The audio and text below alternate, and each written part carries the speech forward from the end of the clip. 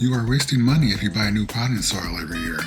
The soil in some of these pots is 20 years old, and they grow beautiful plants every year. Today I'm showing you how to reuse old dirt and cheap fertilizer to get professional results. I'm BW, and you can do this too. Container gardening doesn't have to be perfect. It just needs to be fun. People think old soil is dead, but it's really just a structure. By loosening it up and adding fertilizer, we're recharging the engine without the $15 per bag price tag. This year, I'm using leftover garden fertilizer from my other gardens.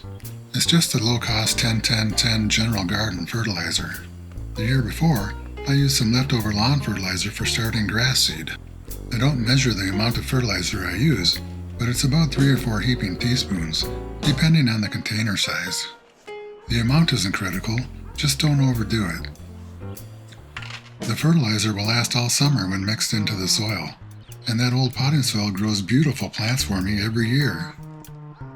I'm relatively new to flower gardening. However, I've been growing vegetables in pots for years and years.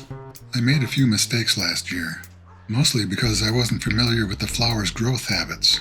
In other words, I didn't know how big the plants would grow. I learned the hard way that some flowers will completely overgrow the one planted right next to them. This coleus is a thriller. It demands attention. The begonia, a filler, was entirely overwhelmed. Out front, these impatiens almost entirely overgrew the yellow begonia. You can just see one yellow flower hidden right here. I bought these flowers from my local church fundraiser. It's a great cause, but I always overbuy. Because I have more plants than pots, I'm planting 2 per container. Pro tip, if you do this, make sure they have the same sunlight needs.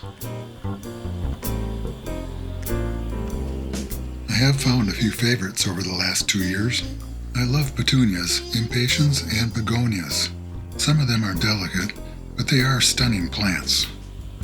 The plants come with netting on the soil. You can remove it if the soil holds together for you. Leave it on if the soil falls apart. These seem to be holding together for me, so I'll take them off. Whether you take it off or leave it on doesn't seem to matter in the long run. Container gardening is pretty easy. The hardest part is keeping the plants watered all summer. Plants in containers dry out faster than when planted in the ground.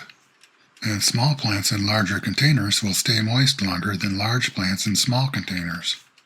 I keep my plants in containers here, where my lawn sprinklers will water them regularly. I may have to give them additional water as the plants get large and late summer temperatures soar. That didn't take very long, less than an hour. So here they are, all potted up and in their places. I put the shade-loving plants near the maple tree and the sun-loving plants on the sunny side of the garden. I can move them around if I need to. Do you replace your soil every year, or are you a reuser like me? Let me know in the comments. I'd love to hear your budget gardening hacks.